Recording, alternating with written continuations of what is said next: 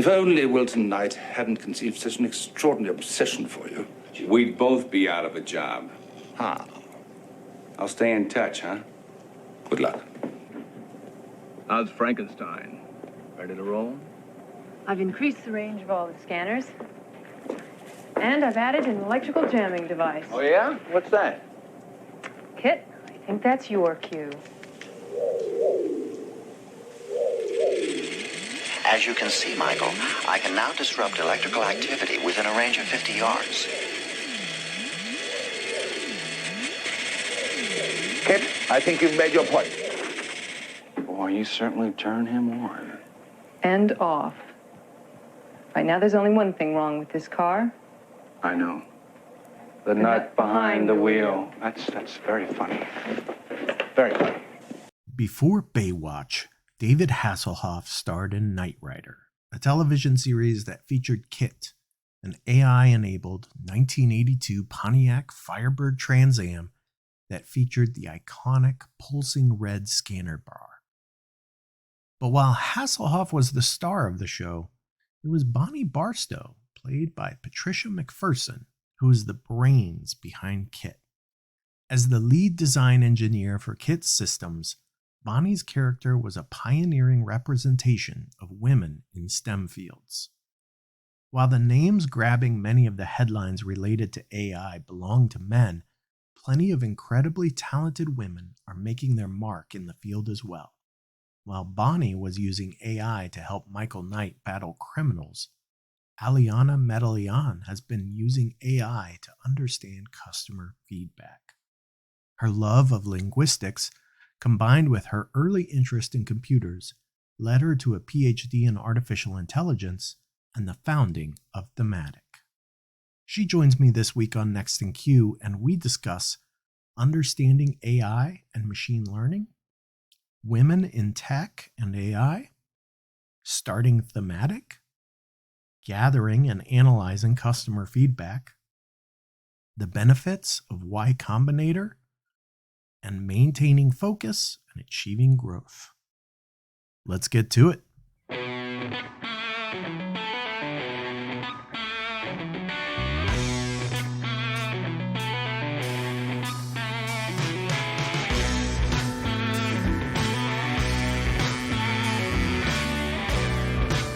Welcome to Next in Q, the podcast for contact center and customer experience professionals. Next in Q is brought to you by Happy 2 Vision. Eliminate blind spots and see right through every conversation with Happy 2 Vision. Learn more at happitu.com.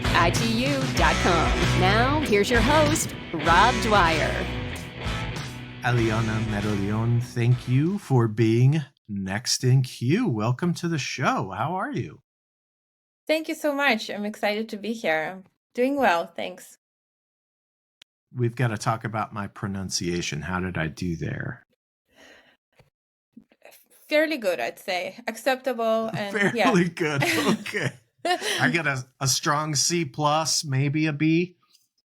Hang on, let me do the American way. You did awesome. I love it. I love it. So, you are joining today to talk about a wide range of things, AI and customer experience related. You have been in the AI field for, I feel like, longer than most people. You actually have a PhD in, correct me if I'm wrong, computer science with a focus in AI or something along those lines. Yeah. What drew you to that field? Well, initially I was very interested in languages. I grew up in Ukraine and very early on loved German and English and was studying those languages. But also when I was 15 or so, my dad brought a computer. And I was one of the first people on my street to have one. And I felt like I didn't have this barrier or fear of computers. And I was studying, I decided to become a translator and enrolled at a university in Ukraine. And then in the applied mathematics, I've heard there's this thing where they use computers to translate text automatically. And I thought, I should join those people because this seems way more future-proof, way more exciting. And I felt like I could combine two of my passions in one. So this is how, this was the year 1998, I decided to find a way of studying a field that's called computational linguistics or natural language processing, where you use computers to decipher what people are saying. You've got to tell me what that first machine was. What was that first computer? Something 365 or something. I don't even remember. I don't even remember. But it ran Windows. That's okay. Yeah, all right. it ran was Windows. A Windows machine. I remember that. All right. That tells us an awful lot. We can make some assumptions on that. So you mentioned a couple of terms just now: computational linguistics and natural language processing. I'd actually like to spend a little bit of time having you maybe break down some of these terms that we hear all the time in the media these days. Now the media is actually in on it, right? AI is everywhere, but I feel like there is this lack of transparency or lack of understanding about some of the specific terms and what they really mean. Can you maybe just start with something that I think we don't hear a lot, but what's the difference between like AI and machine learning? Or are they the same? Great question. I would say machine learning is one of the methods to implement an AI algorithm. It's where you're basically learning something from the data. Most recently, all of the methods that people used before to make sense of text that were more algorithm-based and less machine learning, they kind of they're basically going away, and not that many people are using them. And pretty much everybody's using machine learning today to make sense of numbers and data and language. So this is why they kind of becoming more synonymous, but originally they weren't. Can you talk about the difference in something like, I don't know, text analytics and semantic analysis? Like, what are those? Why should I care about them? Well, text analytics is more like, okay, what are we doing here? We're analyzing text, and it's very much a term used in business settings and not in academic settings. In academic settings, or in research, you use natural language processing, and this encompasses, again, various methods to make sense of text. And machine learning, a lot of them are using machine learning. And I think what's critical today is this idea of a language model. And this is something that has been quite a niche term that we used to use in when I studied, and then ultimately when we have been building these algorithms, and that ChatGPT came along, and suddenly everybody knows what a language model is. And ChatGPT is basically using GPT 3.5 or GPT-4, a language model that is a very large one, trained on huge volumes of text. And this model can not only make sense of text, it can also generate text. So it can do way more than original language models that were created. For example, one of the first one that's been extremely successful was a language model that can detect what language the text is written in. Have you been surprised by the velocity of change, particularly as it relates to large language models? Having been in this field for so long, and right, your love of language and AI and computers working with and decoding, have you been surprised by the velocity of change? Definitely. I think most of us have been very surprised.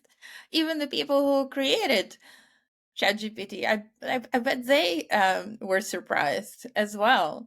And I read the article about Geoff Hinton, the creator of deep learning algorithms that drive a lot of these large language models. And he was surprised. And like at first I felt bad. Like, how could I not have predicted this? And then when I read that he was surprised, I was like, it's okay. Yeah. There are a lot of people that we see on TV, on the internet, that are involved in AI.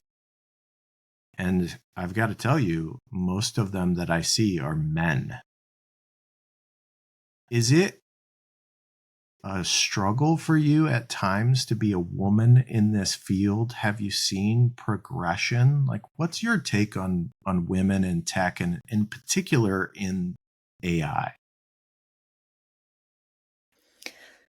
There's some incredibly amazing women in AI, and I always seek them out, follow them. They're my role models.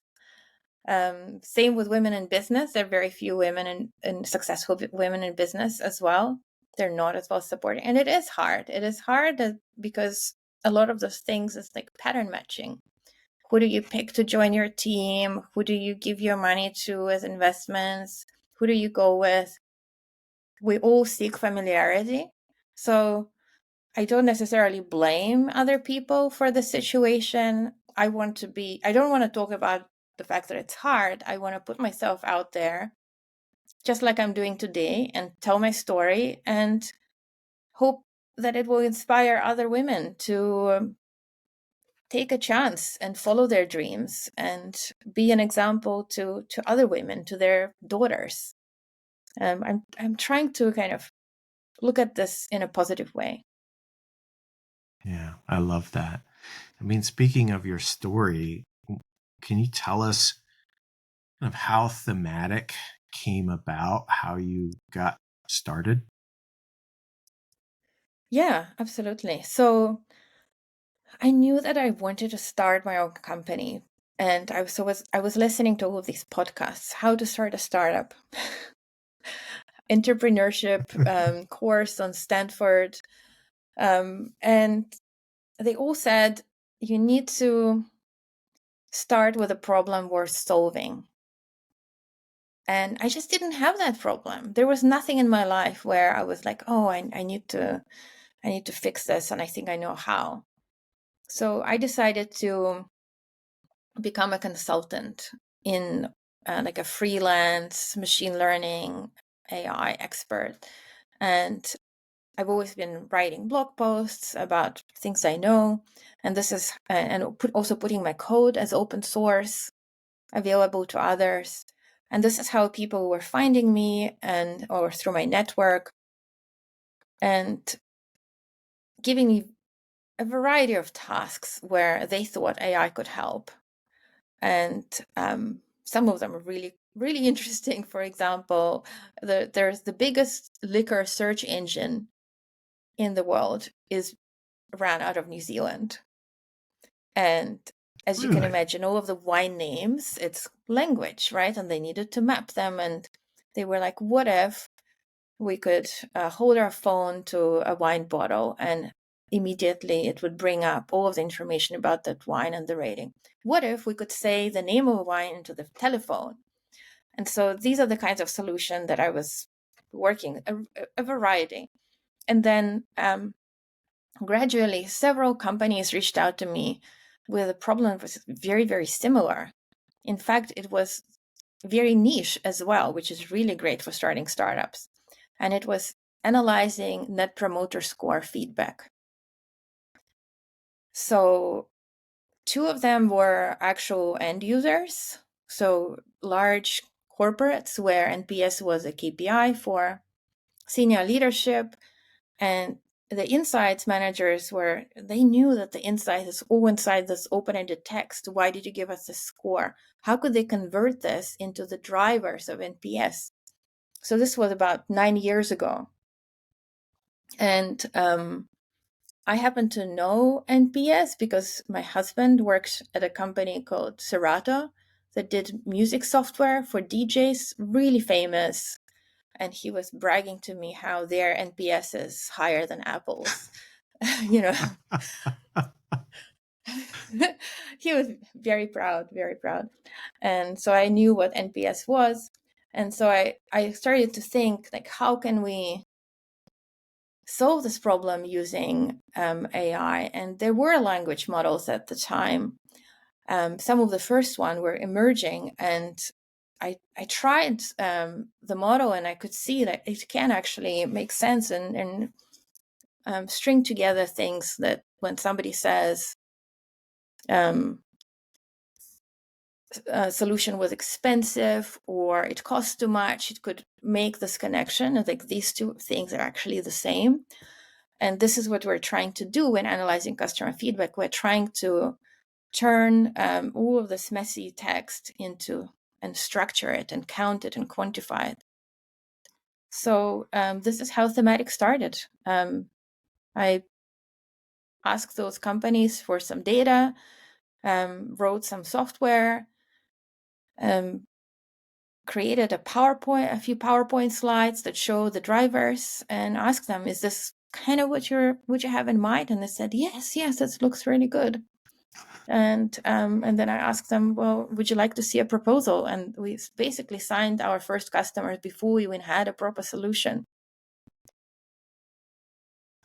That's exciting to be able to really kind of dig into a problem and solve it and go, oh, okay, I've got something here. Let's go.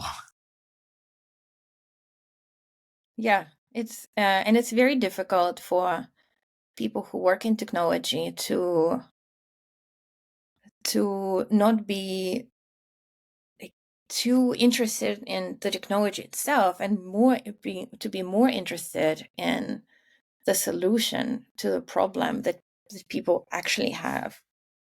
And I found I really struggled with this as well, because you can build so much, and now you can build even more with large language models. You can go in and it will start writing code for you, yet you don't even know how to program. It can help you. And I feel like this actually creates more problems. Like, you have to be more careful about what you're actually building and will people want it.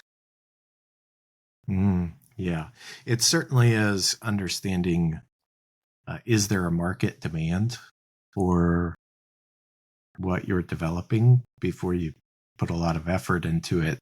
Makes a big difference. I am curious. But it also links to customer experience as well. Yeah, Sorry. It absolutely does. I wanted to, before we get there, I want to know how you ended up in New Zealand.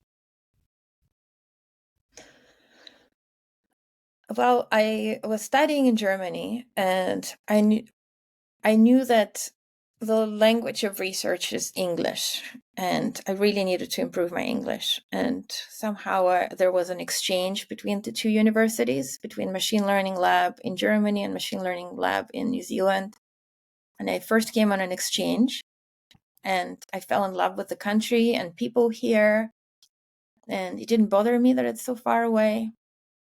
And I ended up moving here to do my PhD, and I stayed here. But I did also move to US, and I lived in US for several years. And I also love the culture and people in the United States as well. Well, I've never heard anyone say anything bad about New Zealand, and I'm waiting for it, but so far it's not happened. So Well, there's plenty of I think problems locally. Yeah. Well, I think we're all missing out. And personally, I wanna check it out. But let's talk about customer experience and AI. This is actually a huge talking point. There are all kinds of different technology solutions out there. There are people making their own GPTs. There are people creating solutions, some of which it's questionable whether there's a problem involved or not. And you mentioned that impacts customer experience. So can we explore that a little bit? Yeah, absolutely. I think there are massive advantages and benefits that AI can bring and already has brought to customer experience. A lot of user interfaces that people interact with are driven by AI, and it provides a great customer experience. Like if you think about it, like even if you write a text message to your friend and it auto suggests the next word, or it helps you auto complete your email, that's natural language processing, and it creates a more seamless and positive experience because you don't have to do like text speak and it's just easy.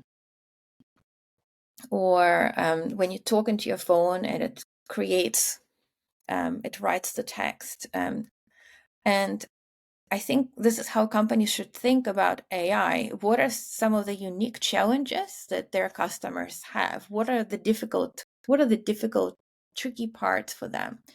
And then how can technology help me solve those problems? And try to like think small and find little nuggets and things that are contained so that you're not end up with trying to solve too much at once.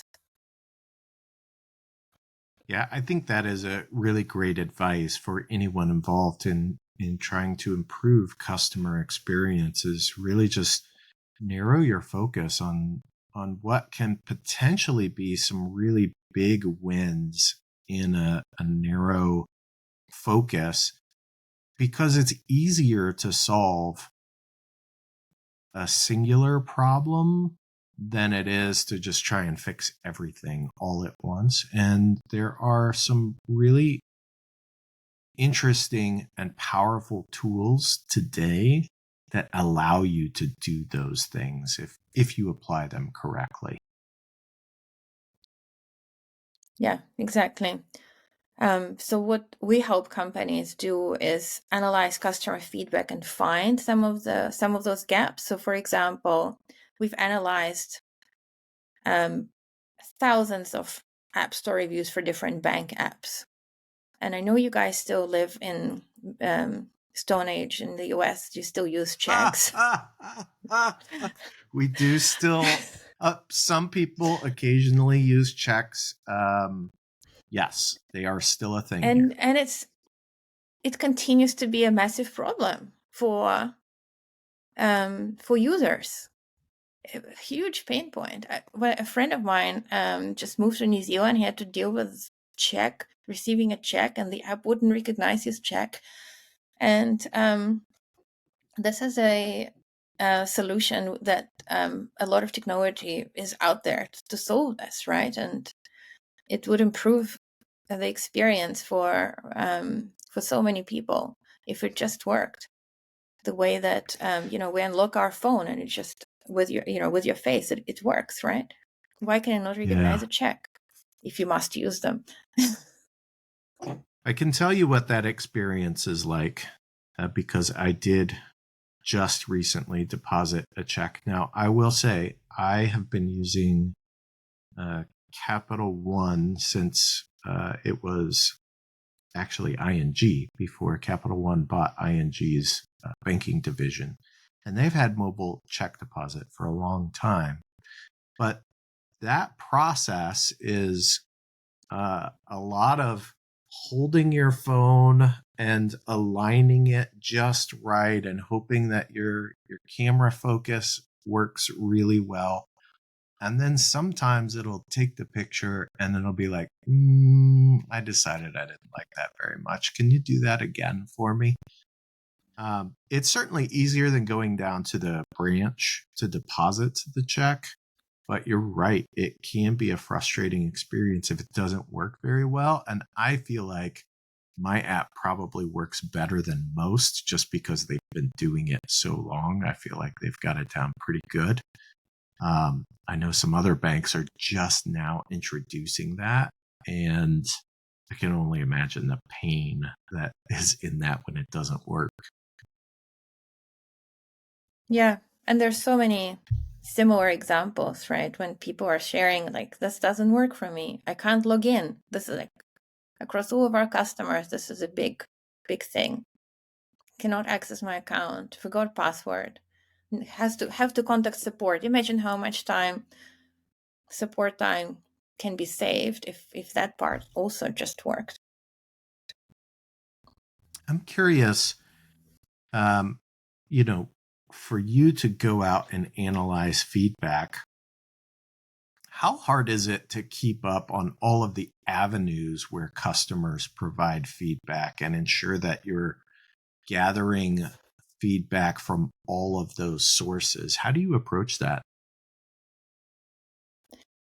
So at Thematic, we have built integrations, and when we onboard a new customer, we try to make sure that there's no manual uploads and try to streamline the process of gathering feedback. But another way that companies solve this is by using a central database where they pull data from various tools that they use into that database, central database, BigQuery or Redshift, and then push via our API this data to us. So these are the two main reasons, but it is a tricky problem, because then you have to decide, okay, if you were to prioritize one issue versus another, how do you handle let's say a quarterly survey versus a fire hose of call center interactions? This is where at this stage you need the human leading those insights, making those decisions, and gathering evidence. Yeah, there are so many different avenues, and I feel like it is a challenge for leaders to understand where they should prioritize, what they need to put the most weight on. I don't know. Do you offer any suggestions on that, or are you more in the business of just trying to deliver the insights and let them figure out where they should put that priority? What experience do you have with that? I feel that delivering insights is more important. We're all about democratizing insights and making sure that anybody in the company who is making decisions can get access to the voice of customer, can interpret the data that's relevant to what they're doing. And I think there are so many variables that are used when you're trying to prioritize. And a lot of this we don't even have access to. It could be strategic initiatives that are coming from the C-level based on outlook, what's in the market, who is building what. And this is the role of product manager or a anybody in strategy. Like, we're just there to make sure that they have the access to the data that they need in a way that's really easy for them to make sense of it. Yeah, absolutely. I'd like to talk a little bit. You had an experience with Y Combinator, which is a startup accelerator for those that don't know about that. For people who have never had that kind of experience, can you just give us a little bit of insight into what benefits do you get out of that, and maybe what the hardest part of being involved in that was? Yeah, we're big fans of Y Combinator, but before I joined them, I didn't know much about them or the program and who it's for.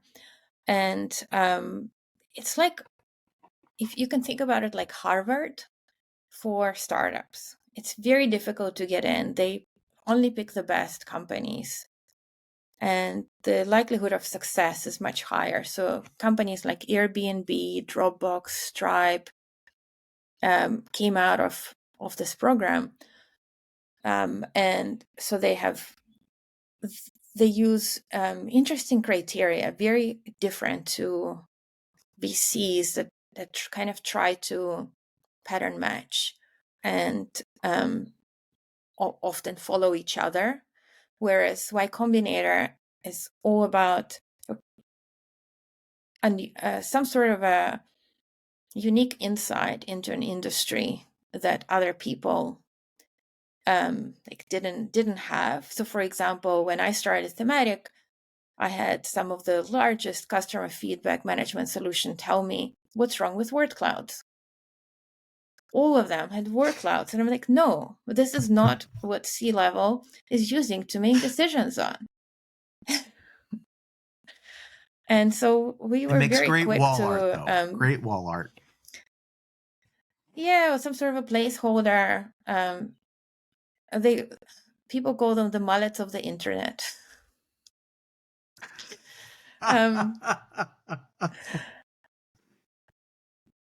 And they look at the team as well, because the number one reason why startups fail is when the founders disagree on something. So this is a big criteria, and then traction, and unusual traction. So how come a company from New Zealand is signing Stripe, which was one of our first customers, and they were already a extremely successful company?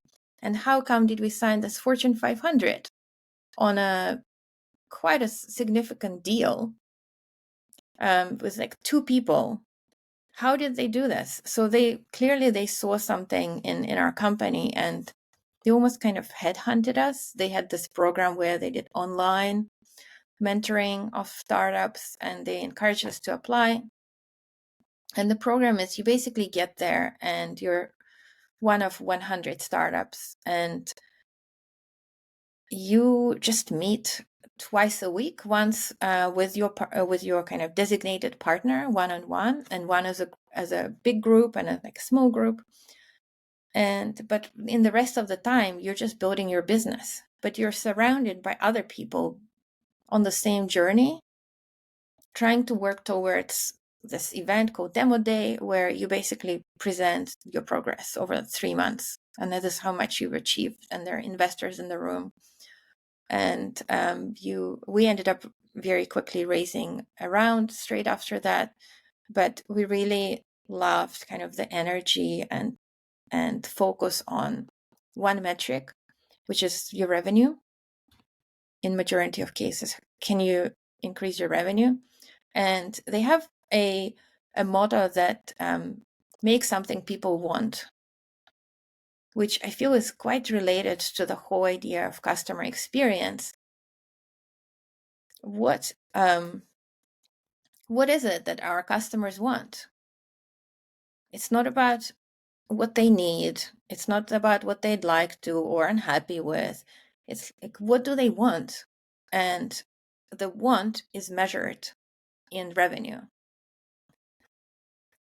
And so how do you do that is, again, related to customer experience. You go and talk to your users. You go and listen to your customers. And whenever you're not listening to your customers, you build the solution based on what you've heard, and you repeat again and again. And if you're a small startup, this is all you're supposed to do, and they keep repeating this mantra. And this is why a lot of the startups succeed, because they're very focused.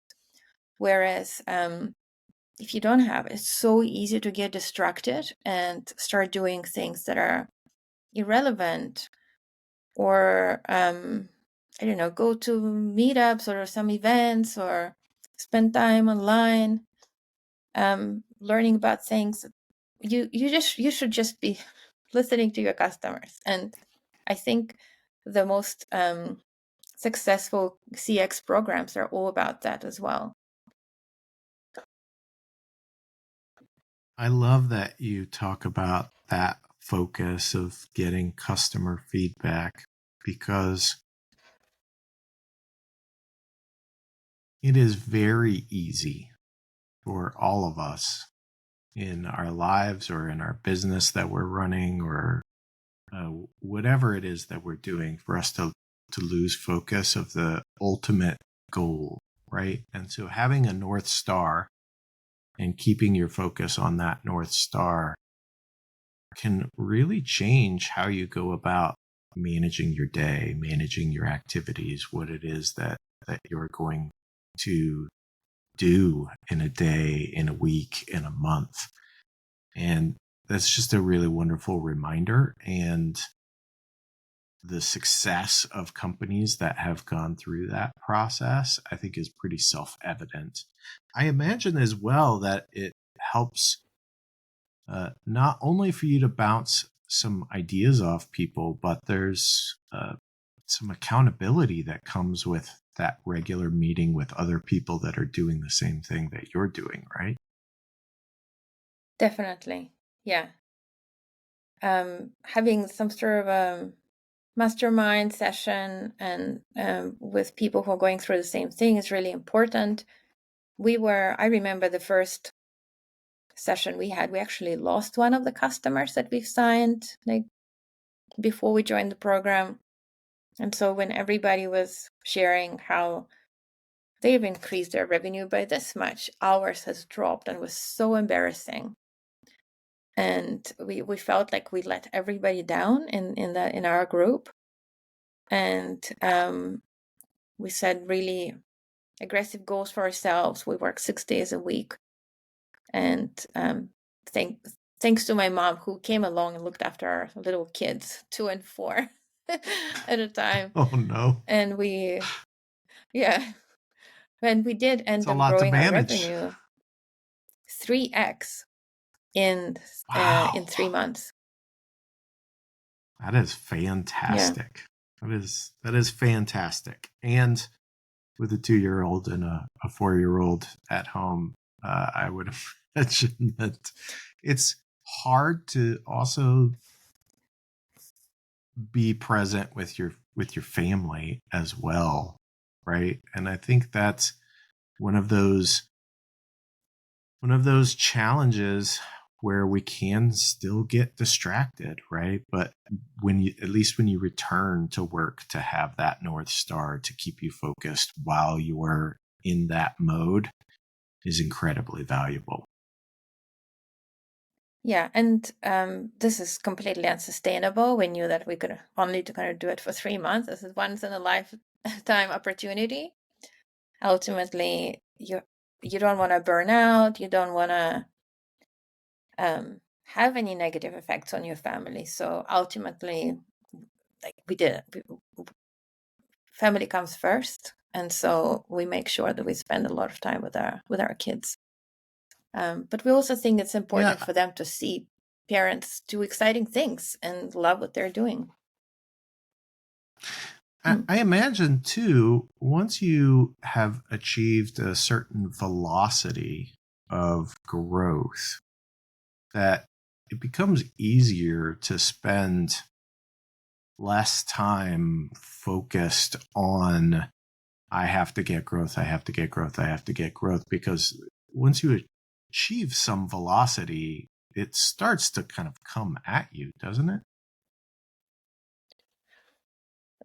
Well, the whole idea is that if you are focused on building what people want, eventually it becomes in startup land, they call it product market fit. But a lot of companies don't get that far, and they do get distracted and build things that potentially like many different people want, but it's hard.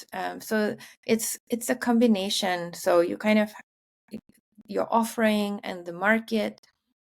It all needs to fit together for the snowball effect, where instead of feeling like you're pushing a boulder up the hill, things just happen. And it just, I think very few people actually reach that stage where the business is just running itself without a lot of effort.